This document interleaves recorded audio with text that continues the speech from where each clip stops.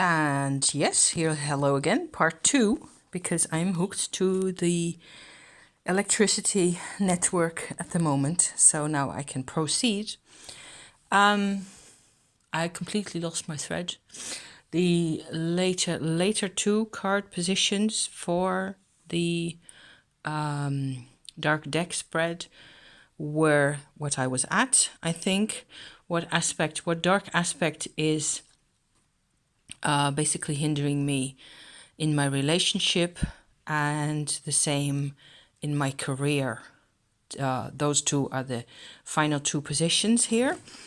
And I would assume that what with this making a lot of sense, in my relationships with people, I tend to see myself as a child, a page, sorry about that, page of pentacles. However, in terms of work, I see myself as a Queen of Swords. There's a big difference between those two. This definitely makes a lot of sense to me.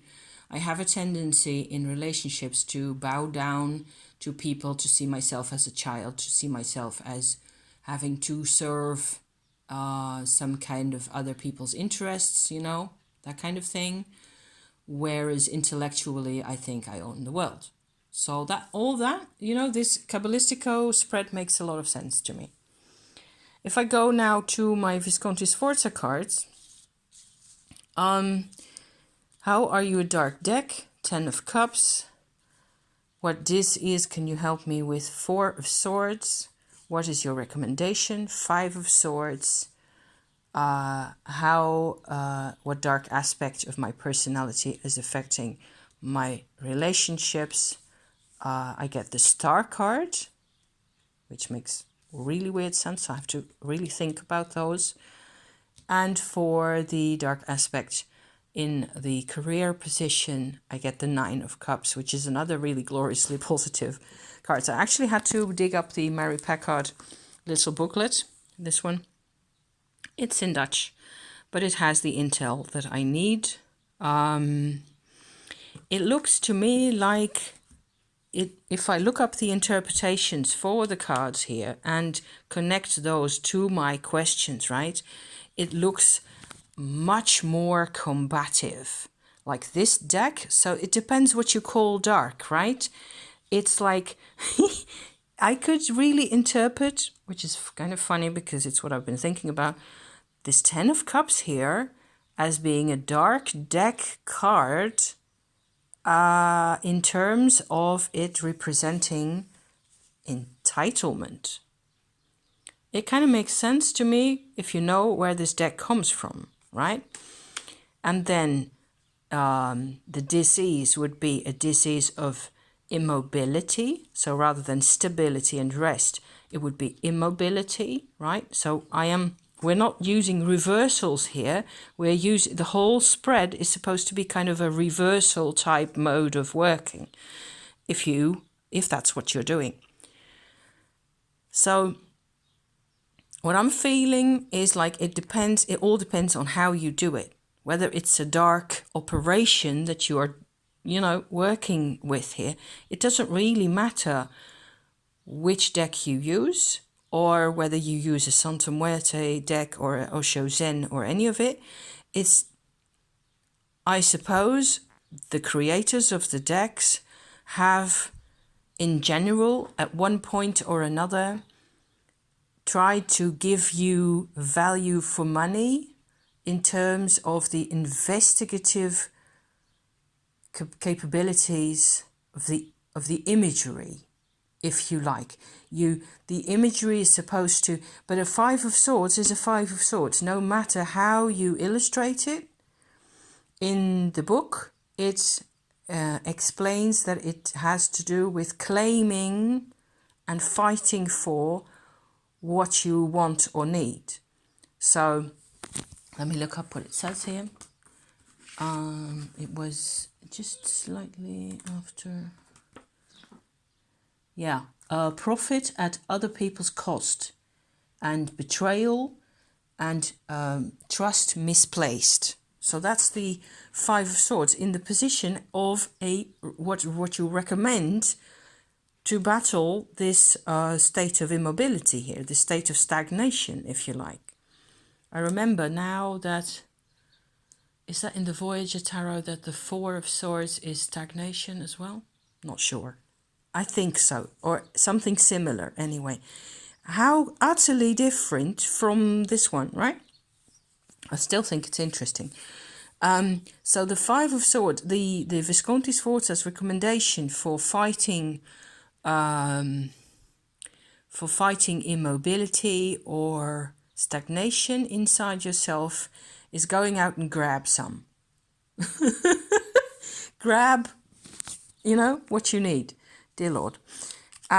It considers the star to be a positive or a dark aspect in terms of relationships, where I would say my tendency to, maybe parallel to the Page of Pentacles over here, my tendency to trust other people would actually be a dark aspect in terms of, how dark is that? Trust as a dark aspect, that's terrible. And the Nine of Cups, in terms of career, as a dark aspect, it's like a mind yoga kind of a thing. Fulfillment of wishes, a good card for material success and good health. That's what it says in the book. So being content, right? My tendency to be content. I think this whole Visconti Sforza has given me darkness like no tomorrow, So that's kind of, I'm kind of impressed.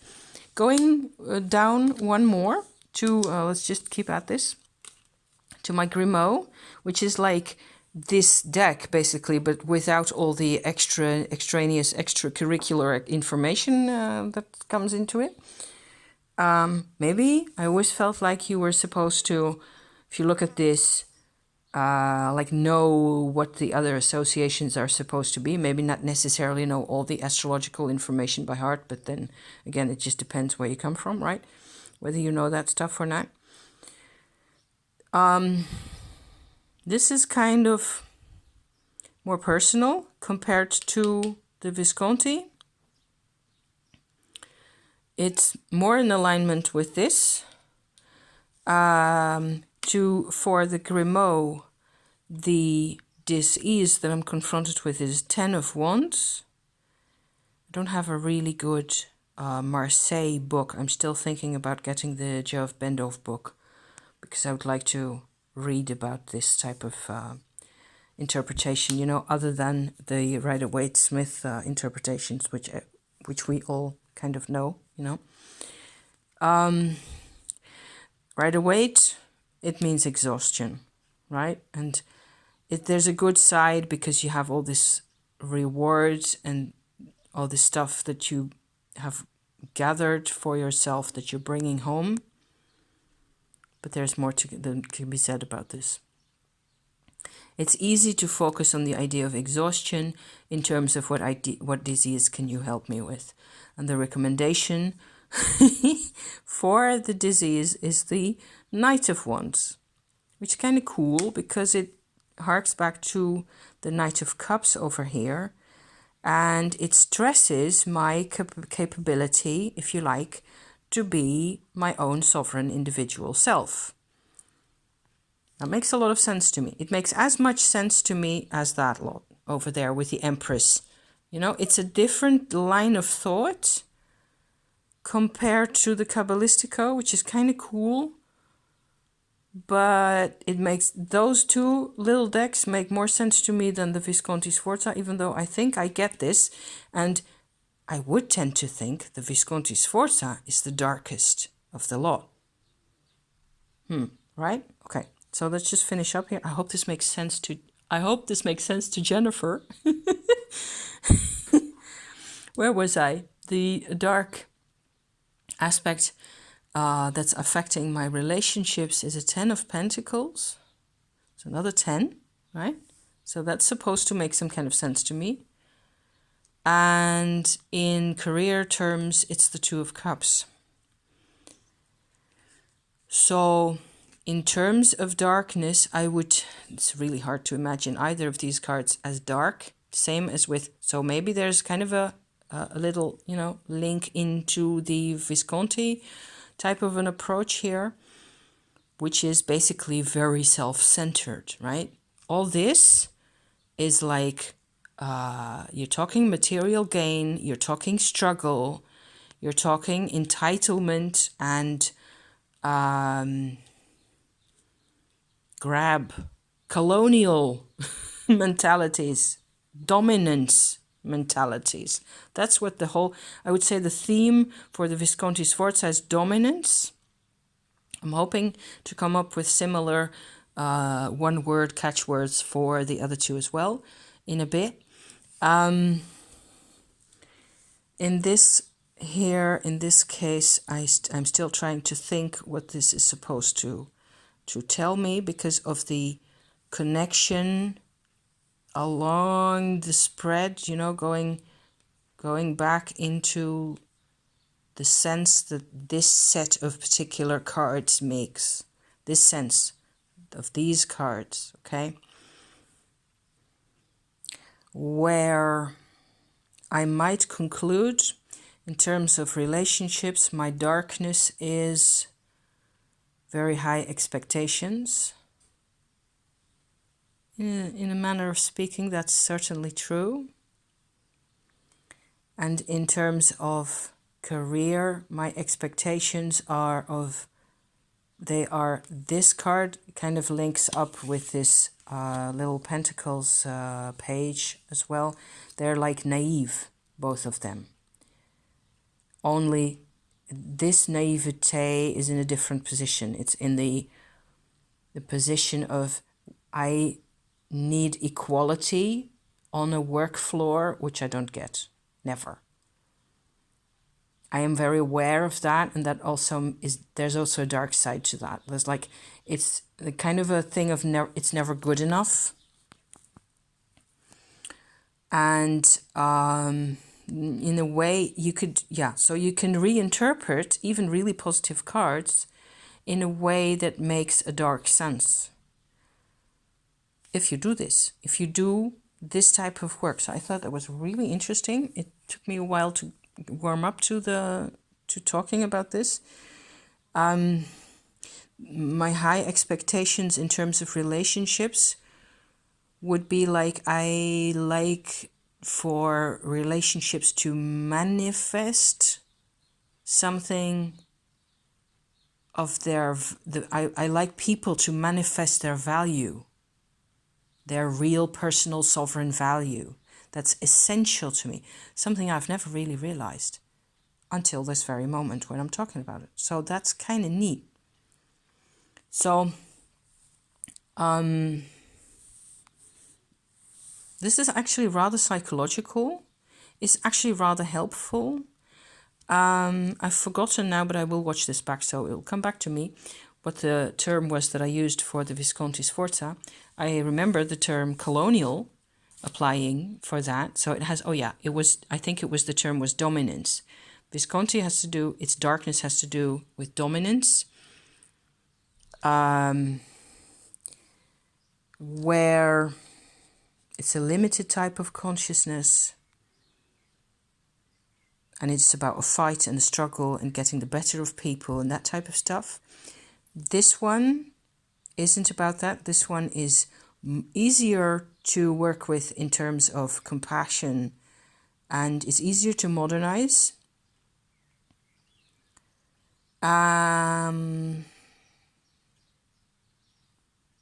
To work with in terms of the long search for truth, yes. And the same applies to the Kabbalistico, which is kind of funny. So I'm kind of struck at how the cards are rather different for this this whole thing. There's no similarity in elements, or except that there's pentacles positions here in the relationship position. The darkness in relationships, actually, these are consecutive cards. Dum-ti-dum-ti-dum. Otherwise, I don't think there's any parallels. There's swords and cups, there's wands, and there's one single major card right there. Yeah, so I found this to be a really interesting foray into dark deck questioning, or maybe dark spread type questions.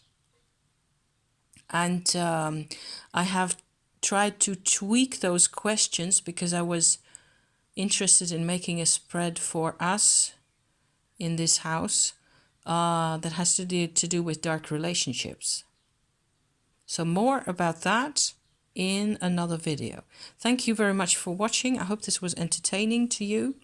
And I'm really surprised at how fitting this kind of a narco rule the world, everybody wants to rule the world kind of a mojo the Visconti Sforza has.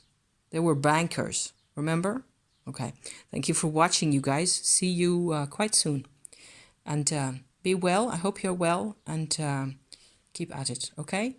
Don't let yourself down. Thank you. See you next time. Ciao.